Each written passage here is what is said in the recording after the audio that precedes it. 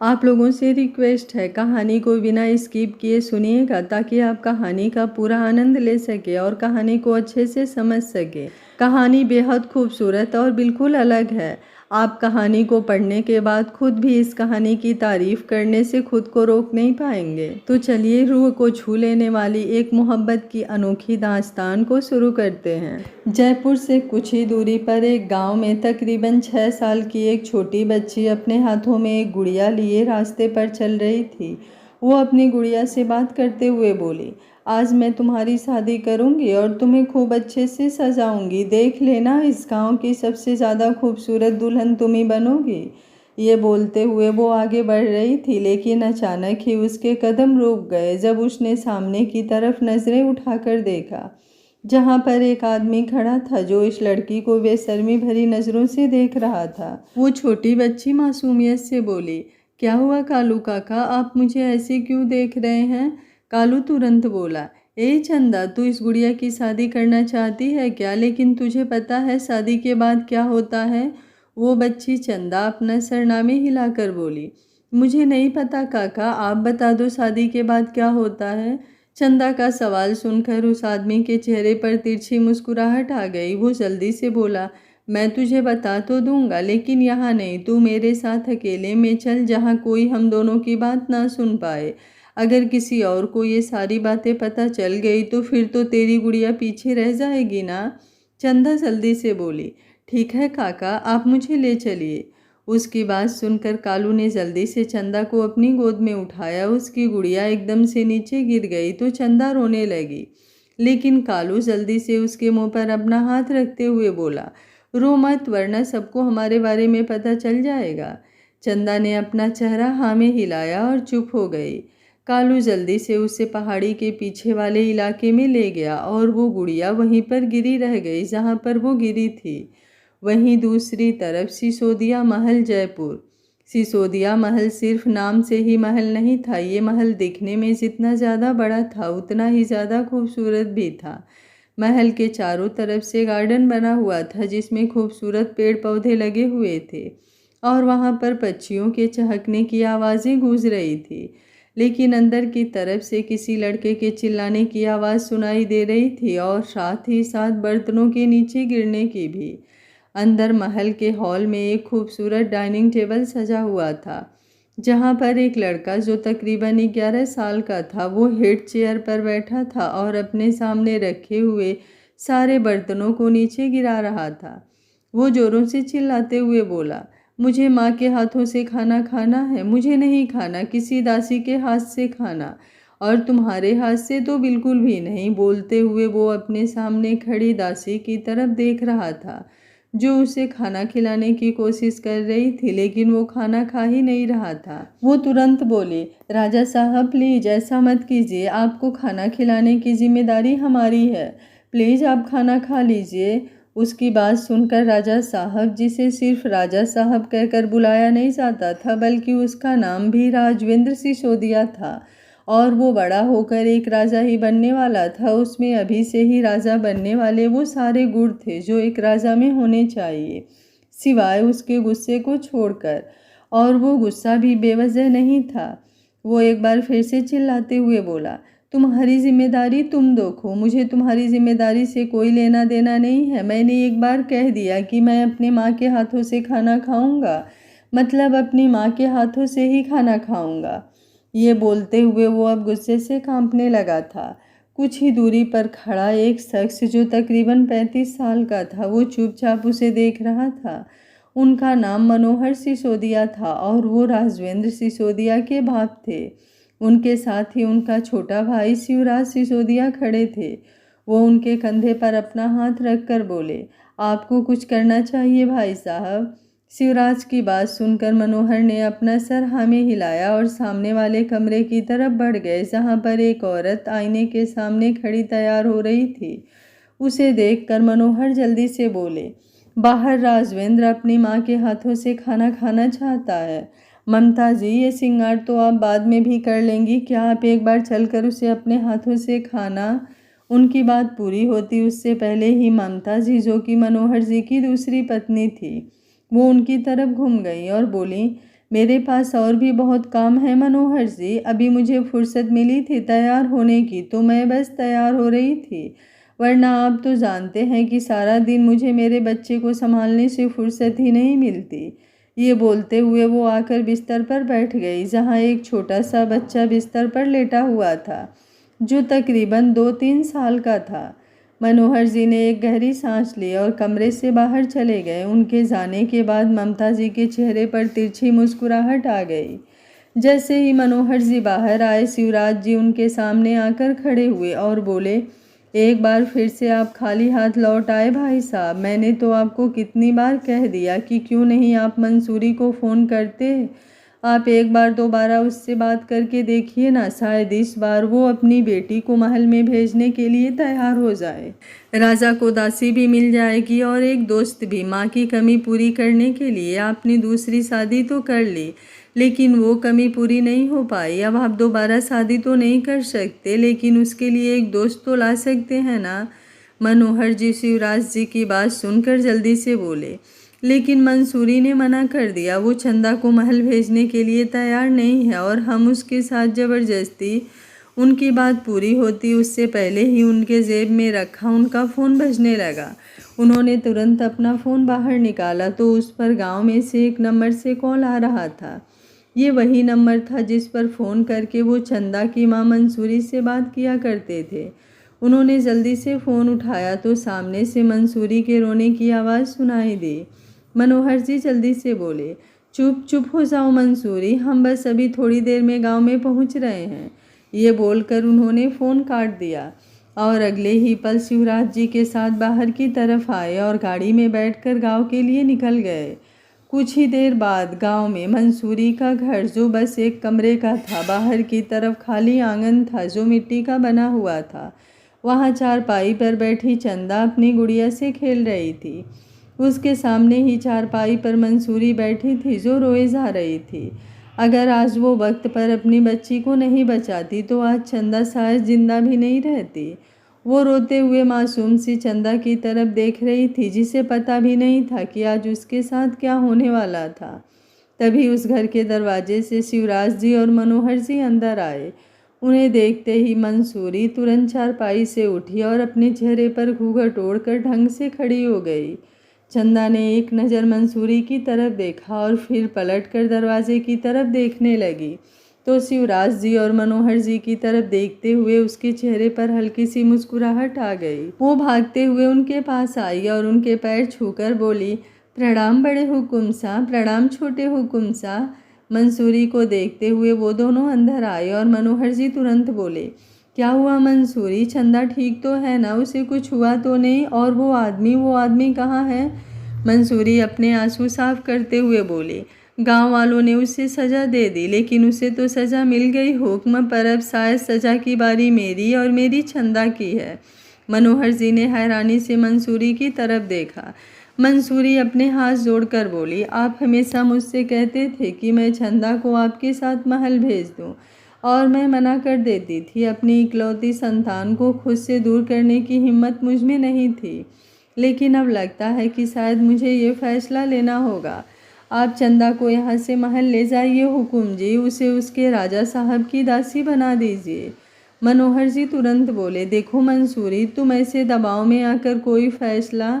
उनकी बात पूरी होती उससे पहले ही मंसूरी बोली, मैं किसी दबाव में कोई फैसला नहीं ले रही हूँ। यहाँ गांव में लोग मेरी चंदा को गंदी नज़रों से देखे, इससे तो बेहतर यही है ना कि वो महल की चार दीवारी में आपकी सुरक्षा में रहे, और महल में रहेगी तो 2 पैसे भी कमाएगी, कल को उसकी शादी में काम आएंगे।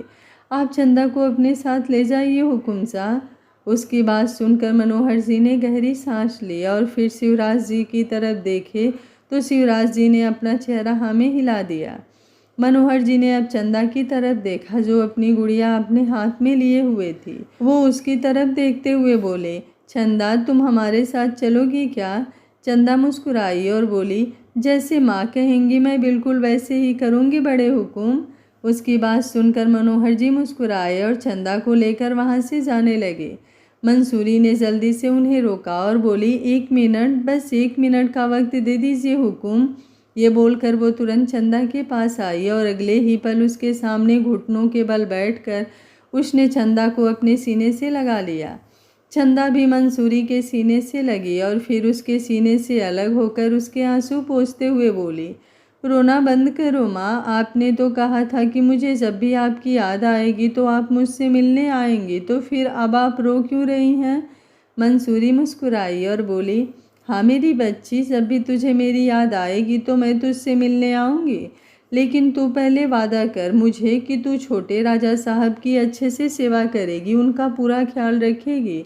वो तेरे लिए भगवान होने चाहिए चंदा, तू कभी उन्हें नाराज़ नहीं करेगी। चंदा मंसूरी की बात सुनकर मुस्कुराई और बोली, मैं वादा करती हूँ माँ, मैं कभी राजा साहब को नाराज़ नहीं करूँगी, मैं हमेशा उनकी बात मानूंगी और उनके हुक्म पर चलूँगी। आप मेरी फिक्र मत कीजिए, बस आप अपना ख्याल रखिएगा और मुझसे मिलने आ जाइएगा। ये बोलकर उसने एक बार फिर से मंसूरी को अपने सीने से लगा लिया। मंसूरी ने भी उसे कसकर अपनी बाहों में जकड़ लिया और फिर उससे अलग होकर तुरंत अंदर की तरफ भाग गईं।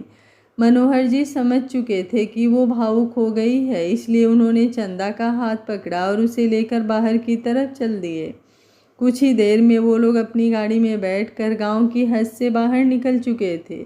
वहीं दूसरी तरफ सिसोदिया महल बाहर गार्डन एरिया में ममता जी राजवीर को अपनी गोद में लिए खिला रही थी और सामने ही राजवेंद्र खड़ा था, जो बस अपनी एकटक नज़रों से ममता जी को देख रहा था।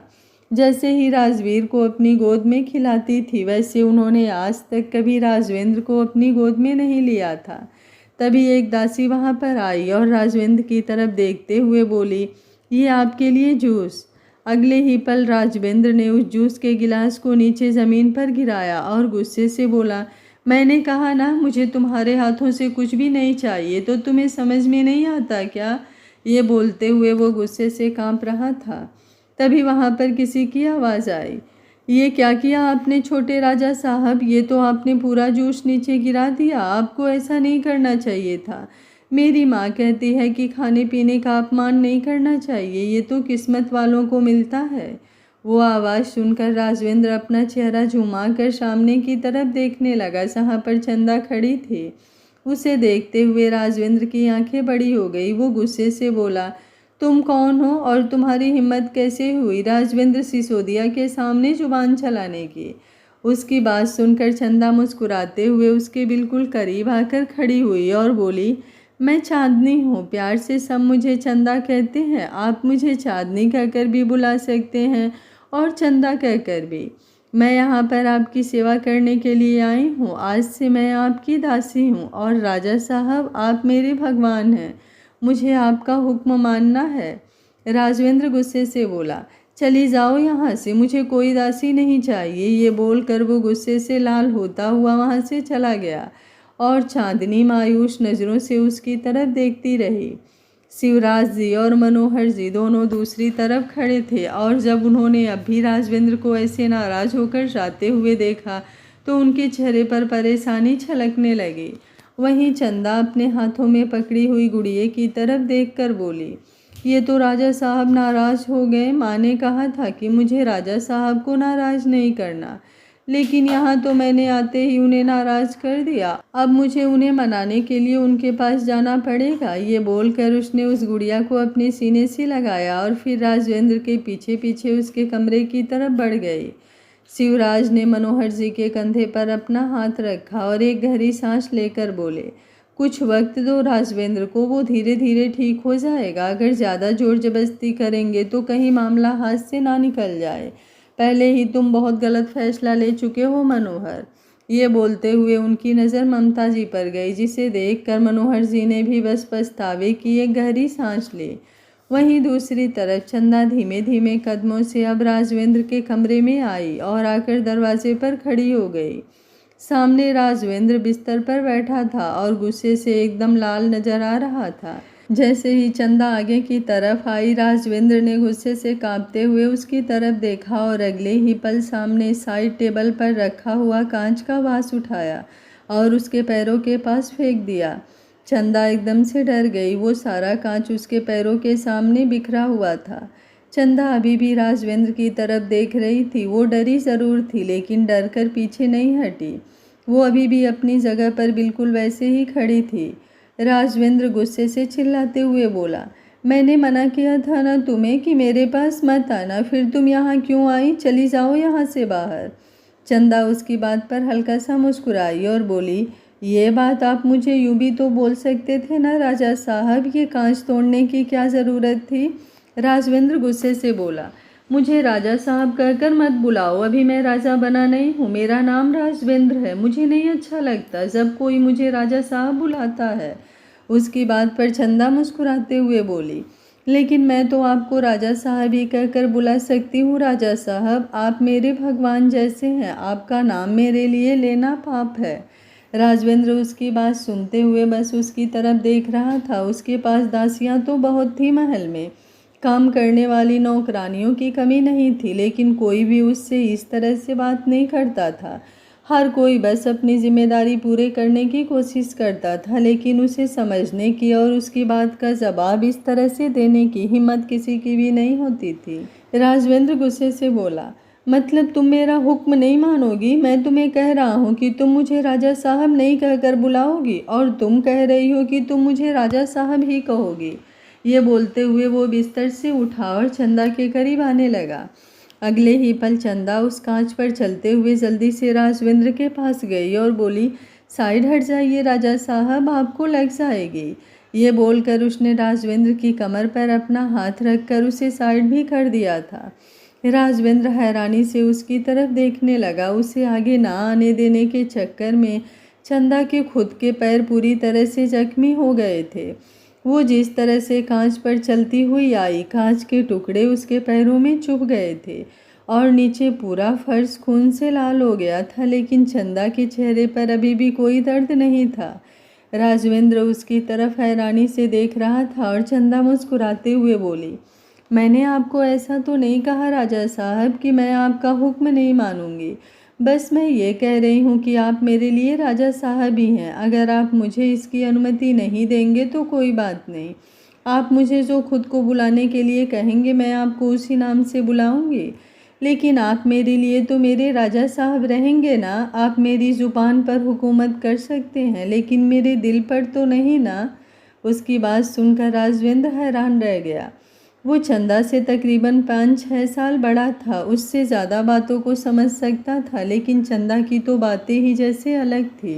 वो अब एक बार फिर से मुस्कुराई और बोली, क्या मैं आपके लिए खाना ले आऊं? मैंने सुना आपने सुबह से कुछ नहीं खाया। राजवेंद्र एक बार फिर से बेहद सख्त आवाज़ में बोला, मैंने कहा ना मुझे कुछ नहीं खाना, मतलब कुछ नहीं खाना। ये बोलते हुए अब उसका चेहरा एकदम एक्सप्रेशनलेस हो गया था।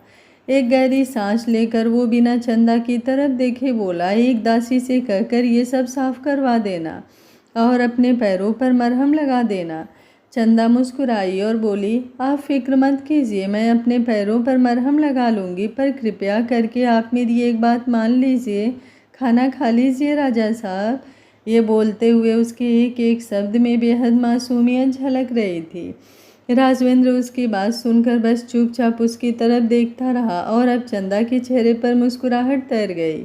मनोहर जी ने उसे काम सौंपा था और वो काम था राजवेंद्र को खाना खिलाना, और वो खुद को अपने पहले काम में सफल होता हुआ महसूस कर रही थी। वो जल्दी से अपना लहंगा संभालते हुए बाहर की तरफ आई और फिर सीधा किचन में भाग गई। उसके पैरों से खून अभी भी बह रहा था, जख्म अब गहरे होते जा रहे थे क्योंकि जो कांच के टुकड़े उसके पैरों में चुभे हुए थे वो अंदर की तरफ धंसते जा रहे थे। अपनी जगह पर खड़े राजवेंद्र ने जब उसे यूं भागते हुए देखा तो बस देखता ही रह गया। उसके सामने चंदा के पैरों के निशान थे। आज पहली बार कोई उसे खाना खिलाने के लिए अपने दर्द तक की परवाह नहीं कर रहा था। वो हमेशा अपनी माँ का प्यार चाहता था क्योंकि उसने सुना था कि माँ का प्यार निस्वार्थ होता है, लेकिन आज कोई और था जो उसे निस्वार्थ प्यार दे रहा था। चंदा जल्दी से किचन में आई और एक दासी की तरफ देखते हुए बोली, मुझे थाली लगा कर दीजिए। उस दासी ने हैरानी से उसकी तरफ देखा। चंदा सिर्फ 6 साल की थी और महल की थालियाँ इतनी भारी थी कि भरी हुई थाली तो दूर, खाली थाली पकड़ना भी चंदा के लिए आसान नहीं था। वो दासी जल्दी से बोली, तुम रहने दो, अगर हुक्म मान गए हैं तो मैं खुद उनके लिए खाना ले जाती हूँ। चंदा झट से बोली, नहीं, बिल्कुल भी नहीं, मैंने कहा ना राजा साहब के लिए खाना मैं लेकर जाऊंगी, तो मैं ही लेकर जाऊंगी। अब अगर आप लोग मुझे खाना नहीं दे रहे हैं तो बता दीजिए, मैं बड़े हुकुम। उसकी बात पूरी होती उससे पहले ही दासियों ने थाल में खाना लगाना शुरू कर दिया था। कुछ ही देर में एक दासी ने पूरी थाली तैयार कर दी थी और अब चंदा ने उस थाली को उठाया। चंदा को अपने हाथों में जोरों से दर्द महसूस हुआ, लेकिन उसने वो दर्द अपने चेहरे पर नहीं आने दिया और मुस्कुराते हुए थाल अपने हाथों में लेकर किचन से बाहर जाने लगी। उसके बाहर जाने पर अब बाकी दासियों ने नीचे ज़मीन की तरफ देखा और वहाँ पर चंदा के पैरों से लगे हुए खून के धब्बे देखकर उनके होश उड़ गए। उनमें से एक जल्दी से चंदा की तरफ बढ़ने लगी, लेकिन दूसरी दासी ने अपना हाथ दिखाकर उसे रोका और बोली, रहने दे, अगर उसे दर्द नहीं हो रहा तो हम उसके दर्द की फिक्र क्यों करें। इस महल में इतनी दासियां हैं, लेकिन जब हम हुक्म को नहीं संभाल सकते तो ये कल की आई छोकरी हुक्म को क्या संभालेगी। ये बोलते हुए उस दासी के चेहरे पर गुस्सा साफ झलक रहा था, लेकिन वो गुस्सा सिर्फ गुस्सा नहीं, एक जलन थी जो उसे 6 साल की चंदा से हो रही थी।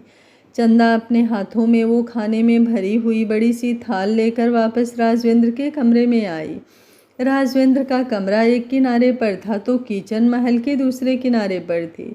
ऐसे में चंदा के पैरों से खून के धब्बे पूरे महल में छप चुके थे।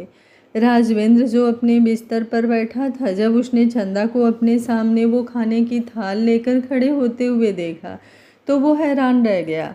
अगले ही पल उसने वापस चंदा के पैरों की तरफ देखा तो तुरंत बोला, तुम्हारे पैरों से खून बह रहा है। चंदा मुस्कुराई और बोली, बहने दीजिए, मुझे दर्द नहीं हो रहा। राजवेंद्र तुरंत बोला, क्यों, तुम्हें दर्द क्यों नहीं महसूस होता। तुमने एक बार भी मुझसे शिकायत नहीं की कि मैंने वो वास उठाकर तुम्हारी तरफ क्यों फोका। मेरी वजह से तुम्हें चोट लगी और तुम हो कि मुझसे शिकायत नहीं कर रही। चंदा मुस्कुराई और बोली, माँ ने कहा था कि आप भगवान हैं मेरे, और भगवान से कैसी शिकायत। तकलीफ़ हमें होती है तो वो तकलीफ़ भगवान ही हमें देते हैं, लेकिन वो हमारी परीक्षा होती है और मैं परीक्षा में फेल नहीं होना चाहती राजा साहब। ये बोलकर उसने जल्दी से अपने होठों को अंदर की तरफ दबाया तो राजवेंद्र उसकी ये हरकत देखकर उसकी तरफ देखता ही रह गया। ये पहली वो मासूम सी हरकत थी जो राजवेंद्र के चेहरे पर एक हल्की सी मुस्कुराहट ले आई। राजवेंद्र ने अब खाने की थाल को अपने हाथों में लिया और सामने टेबल की तरफ लेकर बढ़ गया। वो कांच जो अभी भी नीचे ज़मीन पर बिखरा हुआ था वो उसके जूते पर लग गया। चंदा ने जब ये सब देखा तो वो तुरंत बोली, ये आप क्या कर रहे हैं राजा साहब। ये बोलकर वो जल्दी से राजवेंद्र के पीछे पीछे टेबल की तरफ आई। उसने राजवेंद्र को कुर्सी पर बिठाया और फिर खुद नीचे ज़मीन पर उसके सामने बैठ गई। राजवेंद्र एक बार फिर से उसकी तरफ देखने लगा। अगले ही पल चंदा ने अपने कंधे पर लिए हुए दुपट्टे से राजवेंद्र के जूते को साफ करना शुरू किया। वो उसके जूते से वो सारे कांच के टुकड़े हटा रही थी जो उसे तकलीफ दे सकते थे। राजवेंद्र ने उसके कंधे पर अपना हाथ रखा और मुस्कुरा कर बोला, तुम कहाँ से आई हो। चंदा ने जल्दी से नज़रें उठाकर उसकी तरफ देखा। उसके भी चेहरे पर एक मुस्कुराहट थी। वो कुछ सोचते हुए बोली, मुझे मेरे गांव का नाम तो नहीं पता, पर आपके बाबा मुझे लेकर आए हैं। चंदा की बात पर अब राजवेंद्र की मुस्कुराहट गायब हो गई। उसने जल्दी से अपने पैरों को भी पीछे किया और बोला, तुम जाओ यहाँ से। तुम मुझे खाना खिलाना चाहती हो ना, तो मैं ये खाना खा लूँगा। तुम जाओ और जाकर अपने पैरों पर मरहम लगा लो। चंदा मुस्कुराते हुए अपनी जगह से उठी और बोली, नहीं, मैं तब तक यहाँ से नहीं जा सकती राजा साहब जब तक आप अपना खाना ख़त्म ना कर लें। अगर आपको मेरे यहाँ खड़ा होना पसंद नहीं तो कोई बात नहीं, मैं जाकर दरवाजे पर खड़ी हो जाती हूँ। ये बोलकर वो सीधा दरवाजे की तरफ बढ़ गई। उसके छोटे छोटे पैरों में वो पायल जो छनक रही थी उसे सुनकर राजवेंद्र एक बार फिर से हल्का सा मुस्कुराया। चंदा बाहर आई और उसने जल्दी से एक दासी को वो सारा कांच साफ करने के लिए कहा जो नीचे ज़मीन पर बिखरा हुआ था। वो दासी उसके साथ ही आई और आकर साफ सफाई करने लगी। चंदा जाकर दरवाजे पर खड़ी हो गई। उसने अपना चेहरा भी झुका लिया था। राजवेंद्र समझ चुका था कि सच में चंदा तब तक नहीं जाएगी जब तक वो अपना खाना ख़त्म ना कर ले, इसलिए उसने अपना खाना शुरू किया। कुछ ही देर में वो दासी सारा कांच साफ करके वहाँ से चली गई थी और चंदा अभी भी दरवाजे पर खड़ी थी। राजवेंद्र ने सारा खाना खत्म कर दिया था। वो चंदा की तरफ देखते हुए बोला, मैंने सारा खाना खत्म कर दिया है, तुम थाल लेकर यहाँ से जा सकती हो। चंदा अपने हाथों में थाल उठाकर बाहर की तरफ जा ही रही थी कि राजवेंद्र ने अचानक से उसे रोका। रुको। उसकी आवाज़ सुनकर चंदा के कदम एकदम से रुक गए। अगले ही पल राजवेंद्र उसके सामने आकर खड़ा हुआ और बोला, मैंने अब खाना खा लिया, अब तुम भी जाकर अपने पैरों पर मरहम लगा लेना।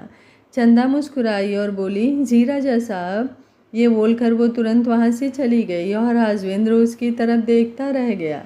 कुछ ही देर बाद वो अपने बिस्तर पर आकर लेट गया और उसने अपनी आंखें बंद कर ली। आंखें बंद करते ही उसकी आंखों के सामने चंदा का चेहरा घूम गया। वो तुरंत अपनी जगह पर उठकर बैठा और बोला, ये लड़की यहाँ पर क्यों आई है? मुझे माँ चाहिए, ना कि कोई दासी। मुझे माँ का प्यार चाहिए। जैसे ममता माँ राजवीर को प्यार करती हैं, वैसे मुझे मेरी माँ चाहिए, वो मुझे प्यार करे। पर बाबा ने तो मुझे दासी लाकर दे दी, मुझे नहीं चाहिए ये दासी। ये बोलकर अब उसने गुस्से से मुंह बनाया और फिर वापस बिस्तर पर लेट गया। कुछ ही देर बाद अब उसे नींद आ गई थी। वहीं दूसरी तरफ चंदा बाहर की तरफ आई और आकर पहले उसने किचन में बर्तन रखे, फिर अपने लिए एक थाल में खाना डाला। महल के लोगों के लिए हमेशा स्वादिष्ट खाना बनता था और वही बचा हुआ खाना दास दासियां भी खा लेते थे। लेकिन चंदा ने अपनी थाल में सिर्फ और सिर्फ दाल चावलें रखी और उन्हें लेकर ज़मीन पर बैठ गई।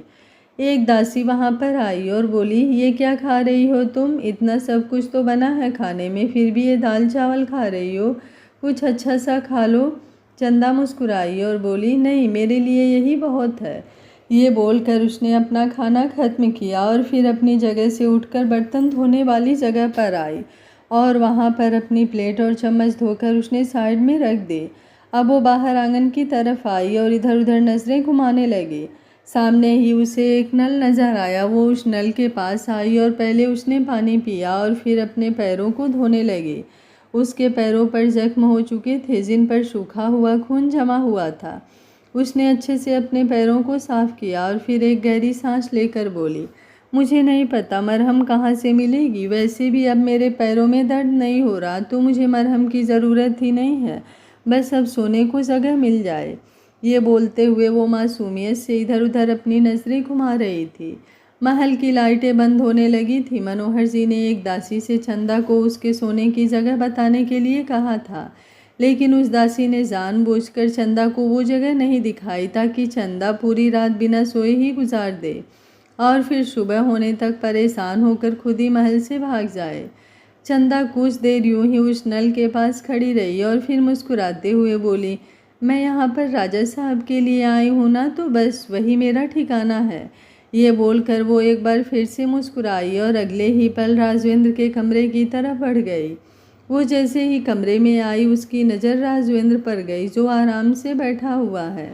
वो जैसे ही कमरे में आई उसकी नज़र राजवेंद्र पर गई जो आराम से सोया हुआ था। वो उसके बिस्तर के बिल्कुल पास आई और अगले ही पल उसने अपने कंधों पर रखा छोटा सा दुपट्टा नीचे ज़मीन पर बिछाया और उस पर आराम से लेट गई। उसके लिए वो जगह ही मखमल के गद्दे जैसी थी जहाँ पर उसे सुकून की नींद आने वाली थी। लेकिन जहाँ चंदा को ज़मीन पर भी सुकून की नींद आई, वहीं मखमल के गद्दे पर सो रहे राजवेंद्र को बेचैनी होने लगी। वो अपनी जगह पर उठकर बैठा और अपनी नज़रें इधर उधर घुमाने लगा। वो खुद से ही बोला, पता नहीं क्यों मन इतना बेचैन हो रहा है, बाबा के पास जाऊं क्या? पर नहीं, वो तो ममता माँ के साथ होंगे, एक बार फिर से सोने की कोशिश करता हूँ। ये बोलकर वो वापस बिस्तर पर लेट गया। उसने अपने कमरे में नज़र तो घुमाई लेकिन बिस्तर के नीचे की तरफ देखना भूल गया। अगर देख लेता तो शायद सुकून मिल जाता। जैसे तैसे तकरीबन 1 घंटे बाद राजवेंद्र भी सो गया और फिर अगले दिन सुबह तकरीबन 7 बजे राजवेंद्र की आंखें खुली। वो जैसे ही बिस्तर से उठने लगा उसकी नज़र चंदा पर गई जो नीचे ज़मीन पर सोई हुई थी। उसे देखकर कुछ पल के लिए वो उसे देखता ही रह गया और अगले ही पल उसकी नज़र चंदा के पैरों पर गई। चंदा के पैरों पर जख्म अभी भी साफ दिखाई दे रहे थे और साफ पता चल रहा था कि उसने अपने पैरों पर मलहम नहीं लगाया। वो कुछ सोचते हुए अपनी जगह से उठा और कमरे में सामने बड़े हुए कैबिनेट की तरफ बढ़ गया। उसने वहाँ से एक बहुत बड़ा बॉक्स निकाला और फिर उसे लेकर चंदा के पास आया। वो बिल्कुल उसके पैरों के पास बैठा और रुई पर दवा लेकर चंदा के पैरों के जख्मों को साफ करने लगा। लेकिन वो दवा बहुत ज़्यादा तेज़ थी, जिससे चंदा को अपने पैरों में बहुत जलन सी महसूस हुई। वो तुरंत अपनी आंखें खोलकर उठी और राजवेंद्र की तरफ हैरानी से देखने लगी।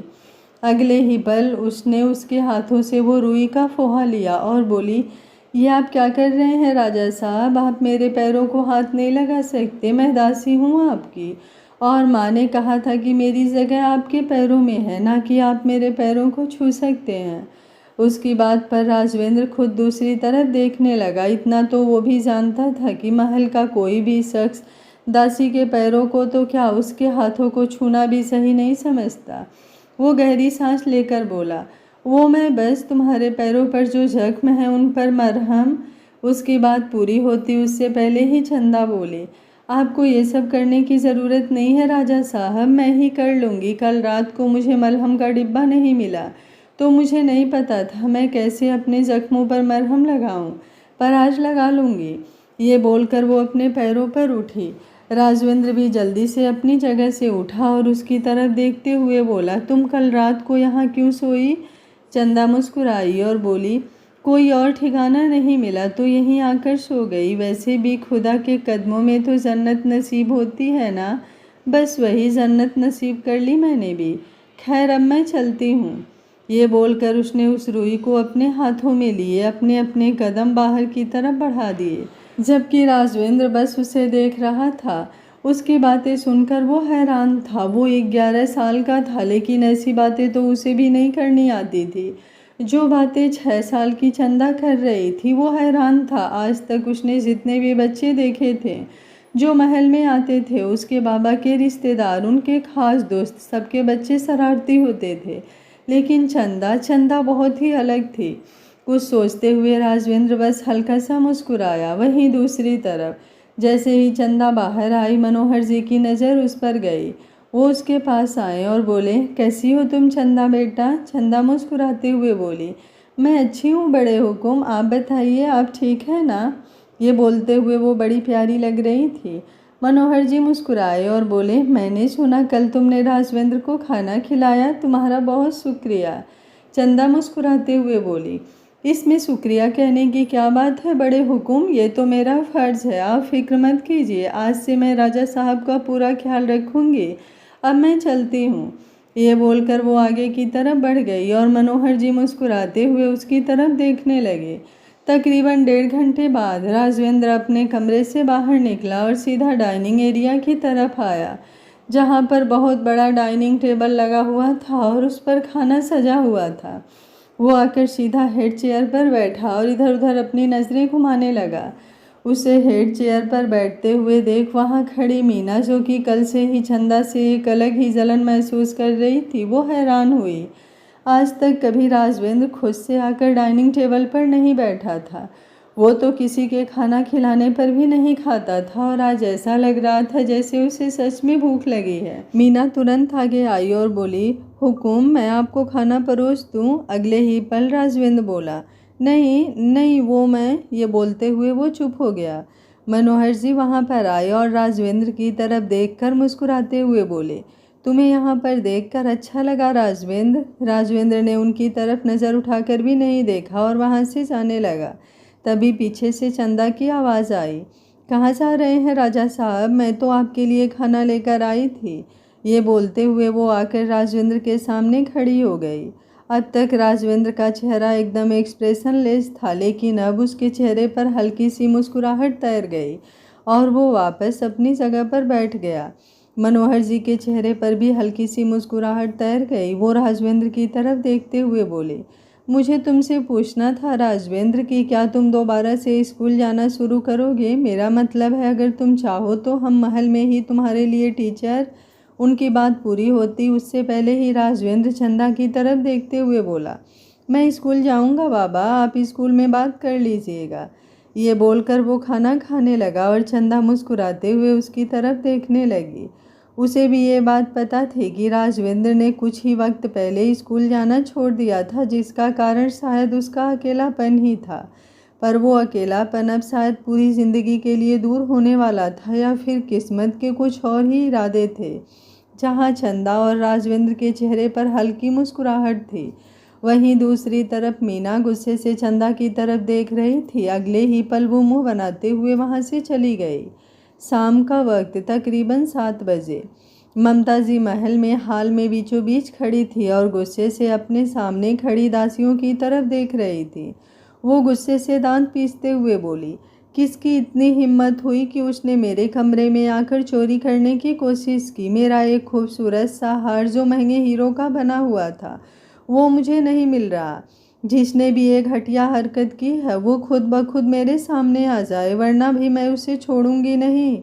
ममता जी की बात सुनकर सामने खड़ी सभी दासियां डर से सहम गई, लेकिन एक के चेहरे पर तिरछी मुस्कुराहट थी, और वो कोई और नहीं, मीना थी, जिसकी सातिर नजरें सामने चंदा पर थी, जो झूले में आराम से सो रहे राजवीर की तरफ देख रही थी। वो जल्दी से बोली, माफ़ कीजिएगा रानी सा, लेकिन हम सब दासियां तो महल में सालों से हैं। आज तक हमारे होते हुए कभी कोई चोरी नहीं हुई, लेकिन एक दासी है जो बिल्कुल नई आई है और आते ही चोरी भी हो गई। अब आप खुद समझदार हैं कि वो चोरी किसने की होगी। ये बोलते हुए उसकी नज़रें चंदा पर थी, और चंदा ने जैसे ही ये बात सुनी वो हैरान रह गई। उस पर चोरी का इल्ज़ाम लग रहा था। वो 6 साल की मासूम, जिसे पता भी नहीं था कि हीरे जवाहरात होते क्या हैं, उस पर एक हीरो के हार का इल्ज़ाम लगा था, वो भी चोरी का। ममता जी ने गुस्से से कांपते हुए उसकी तरफ देखा और अगले ही पल उसके पास आकर उसे कंधे से पकड़ते हुए बोली, तुमने मेरा हीरो का हार चुराया। चंदा ने कुछ नहीं कहा, बस चुपचाप ममता जी को देखती रही। ममता जी एक बार फिर से बोली, बताओ, जवाब दो मुझे, तुमने मेरा हीरो का हार चुराया। चंदा ने एक बार फिर से कुछ भी नहीं कहा। ममता जी दोबारा कुछ बोलती उससे पहले ही मीना बोली, लगता है ये ऐसे नहीं मानेगी महारानी, लेकिन आपको तो पता होगा ना कि चोरों से उनकी चोरी कैसे कबूल करवाई जाती है। ये बोलते हुए उसके चेहरे के एक्सप्रेशन अब और भी ज़्यादा खतरनाक हो गए थे। अगले ही पल ममता जी पीछे की तरफ हटते हुए बोली, जाओ, जाकर स्टोर रूम से हंटर लेकर आओ। जिसकी ज़ुबान नहीं खुलती उसकी ज़ुबान कैसे खुलवानी है, मुझे बहुत अच्छी तरह से पता है। ये बोलते हुए उनकी नज़रें चंदा पर थी। चंदा एकटक उनकी तरफ देख रही थी, उसकी पलकें भी झुकी नहीं हुई थी, जिसकी वजह से ममता जी को उस पर और भी ज़्यादा गुस्सा आ रहा था। सारी दासियां हमेशा उनके सामने सिर झुकाकर रहती थीं, लेकिन चंदा पहली थी जिसे ममता जी गुस्से से देख रही थी, लेकिन उसके चेहरे पर जरा सा भी डर नहीं छलक रहा था। कुछ ही देर में मीना स्टोर रूम में से हंटर लेकर आई, और वो भी बड़ा वाला। एक 6 साल की बच्ची गुनाहगार के रूप में सामने खड़ी थी, और ममता जी ने अब अपने हाथों में वो हंटर लिया और अपने हाथ में घुमाते हुए बोला, मान जा कि तूने ये चोरी की है तो शायद मैं तुम पर रहम खाकर तुझे छोड़ दूं, वरना आज मैं सच में तेरी जान ले लूँगी। चंदा हल्का सा मुस्कुराई और बोली, मैंने चोरी नहीं की, और फिर भी अगर आप मुझे सज़ा देना चाहती हैं तो कबूल है। अगर मेरा सच सच में सच हुआ तो मेरा भगवान खुद ब खुद मुझे इस सज़ा से बचा लेगा। ये बोलते हुए उसके चेहरे पर बड़े ही सुकून भरे एक्सप्रेशन से वो मोटा हंटर देखकर किसी की भी जान निकल जाए, लेकिन चंदा को तो जैसे कोई फर्क ही नहीं पड़ा। वहीं ममता जी उसकी ये बात सुनकर गुस्से से और भी ज़्यादा कांप उठी थी। अगले ही पल उन्होंने वो हंटर जोरों से घुमाया और सीधा चंदा पर चला दिया। जैसे ही ममता जी ने चंदा पर हंटर चलाया, चंदा की दर्द से आह निकल गई। उसकी चीख महल के पूरे हाल में घुस गई थी, और मीना के चेहरे पर इस वक्त सुकून पसर रहा था। उसकी आंखों में चंदा के लिए नफरत साफ नज़र आ रही थी। सिर्फ एक ही दिन में उसने चंदा के लिए अपने दिल में इतनी ज़्यादा नफरत समेट ली थी कि अब चंदा, जो कि सिर्फ 6 साल की मासूम सी लड़की थी, उसे हंटर से मार खाते हुए देख उसे सुकून मिल रहा था। ममता ने हंटर एक बार फिर से अपने हाथ में गोल घुमाया और चंदा की तरफ देखते हुए बोली, अभी भी वक्त है तेरे पास, तू मान ले इस बात को कि तुमने ही मेरा हीरो का हार चुराया है, वरना आज मैं सच में तेरी खाल उधेड़ दूंगी।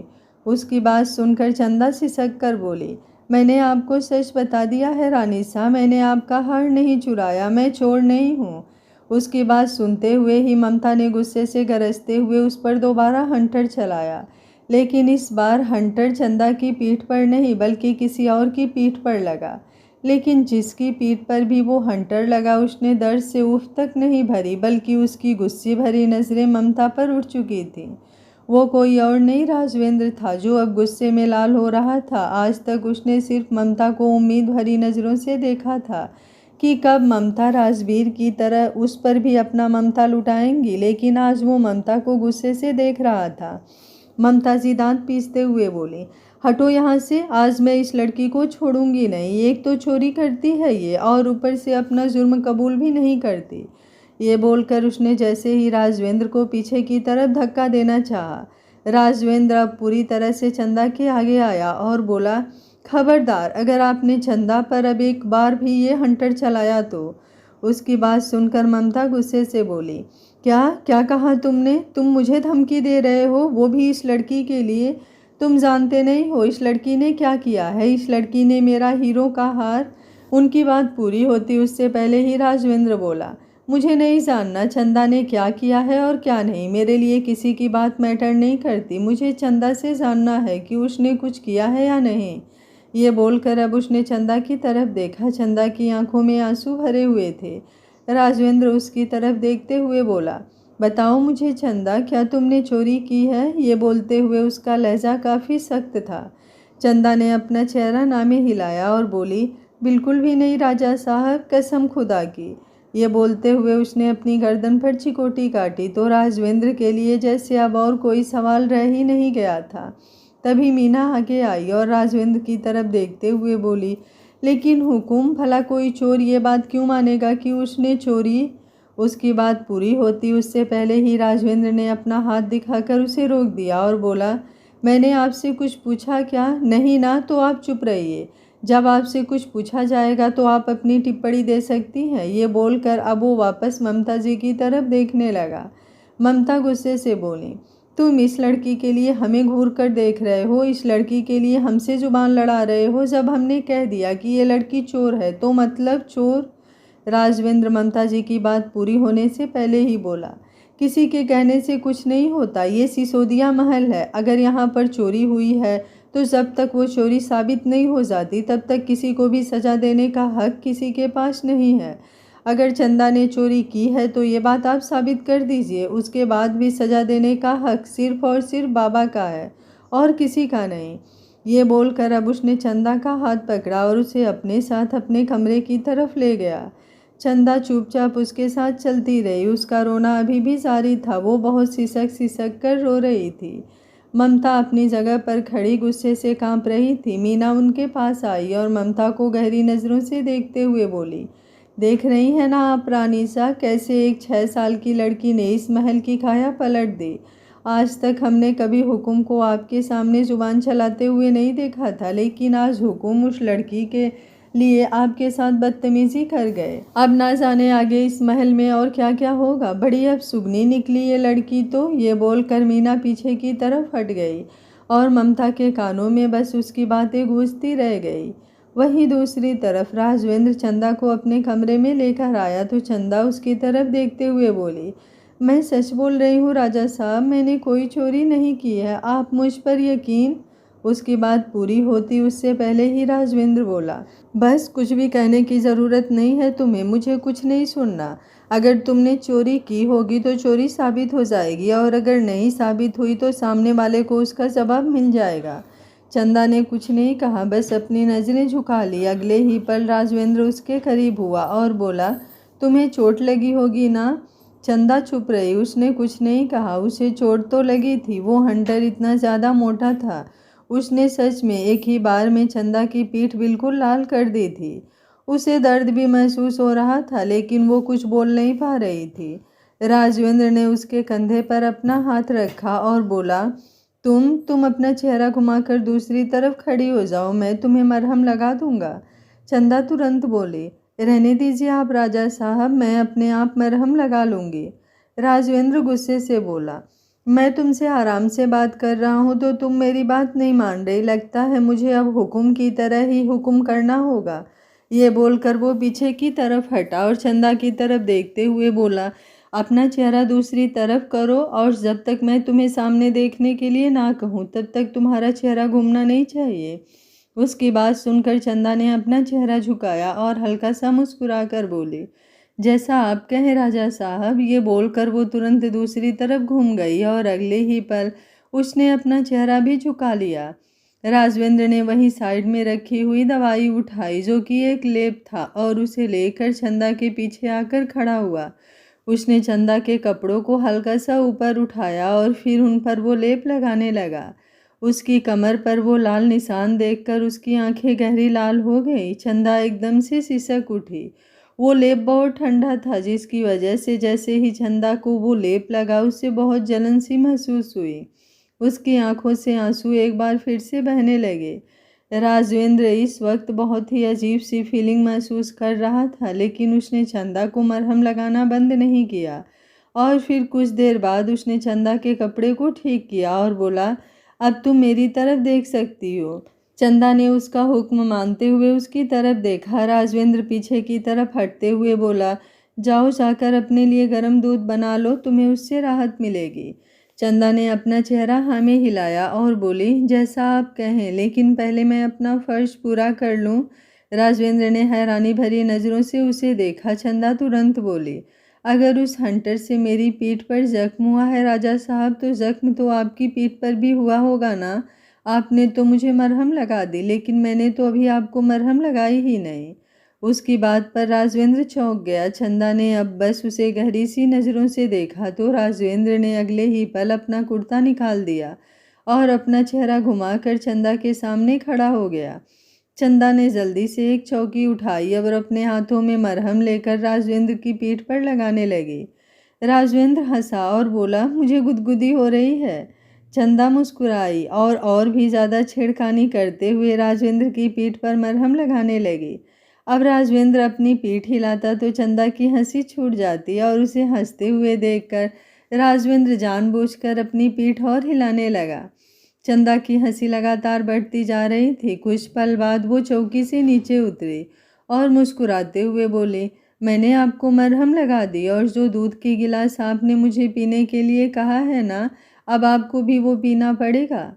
राजवेंद्र ने अपना चेहरा हामी लाया। उसके चेहरे पर भी अब हल्की सी मुस्कुराहट थी।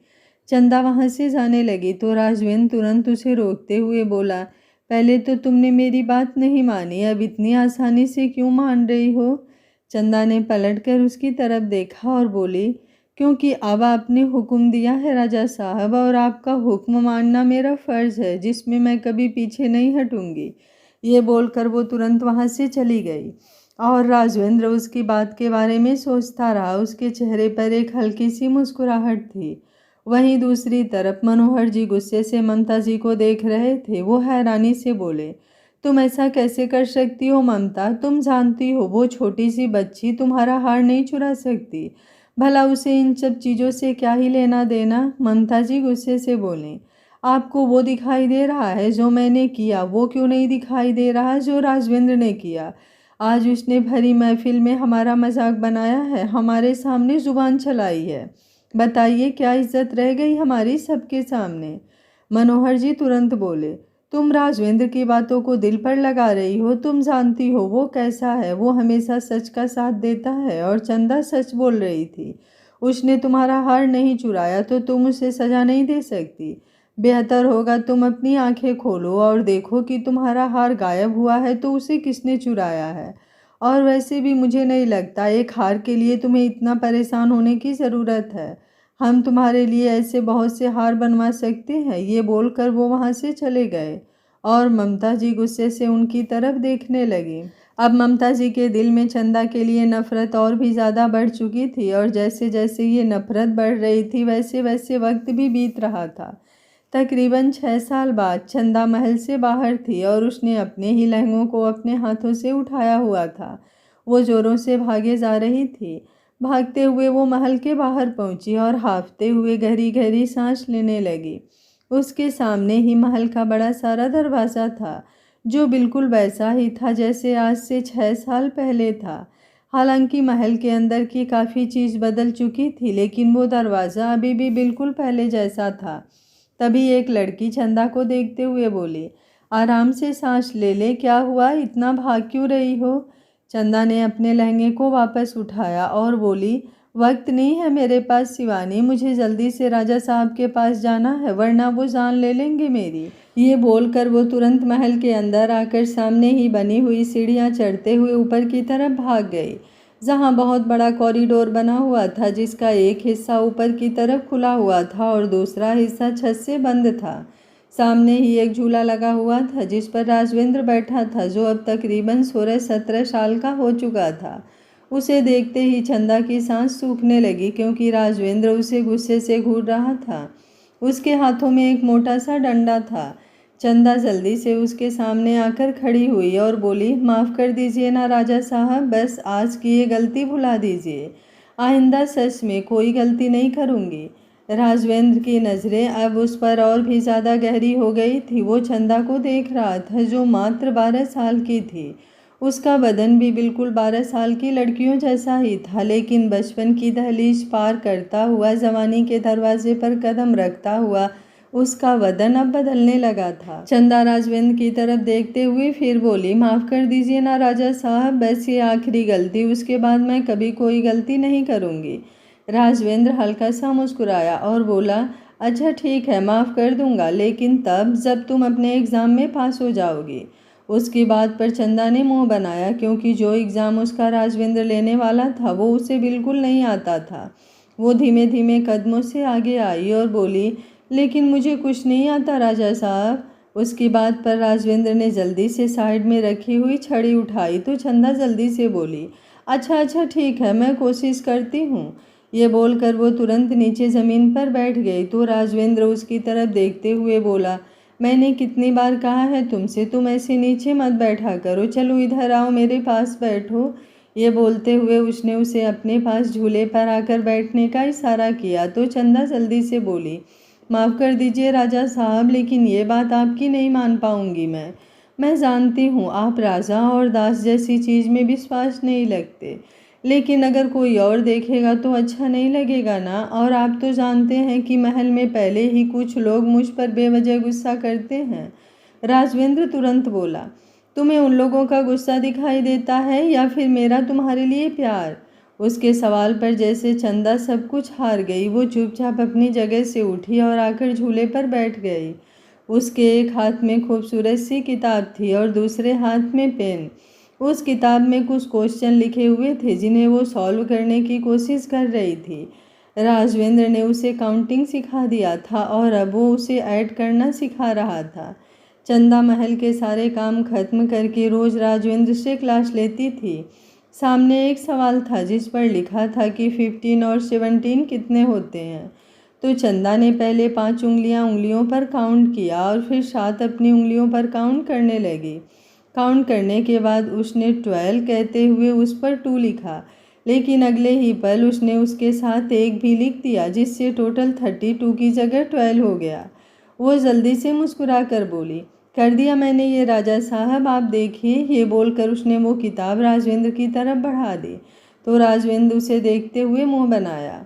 अगले ही पल उसने चंदा की कमर पर अपना हाथ रखकर उसे अपनी तरफ घुमा लिया, जिससे चंदा की पीठ राजवेंद्र के सीने से आ लगी और राजवेंद्र ने अब अपना हाथ उसकी कलाई पर रखा और दूसरा हाथ उसके पेट पर रखते हुए बोला, ऐसे नहीं चंदा, तुम रोज ये गलत करती हो, कब तक तुम इसी पर अटकी रहोगी? मैं तुम्हें आगे और भी बहुत कुछ सिखाना चाहता हूँ, लेकिन तुम हो कि तुम्हें तो ये ऐड के क्वेश्चन ही नहीं आते। ऐसे नहीं, मैं आगे तुम्हें कैसे सिखाऊंगा? चंदा ने मुंह बनाया और पलटकर उसकी तरफ देखने लगी। एक पल के लिए उन दोनों की आंखें मिली और उन दोनों के चेहरे भी इस वक्त बेहद करीब थे, जिससे उन दोनों की सांसें आपस में उलझ रही थी।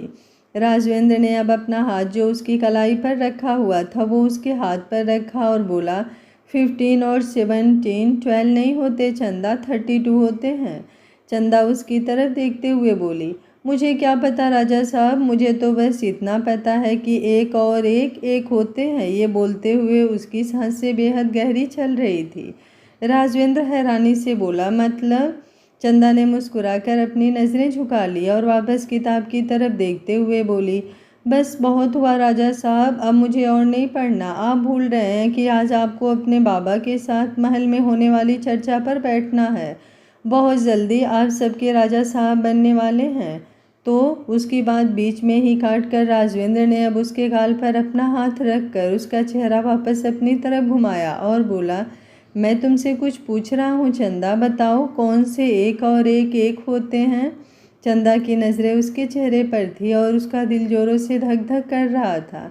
वो धीमे से बोली, आप और मैं।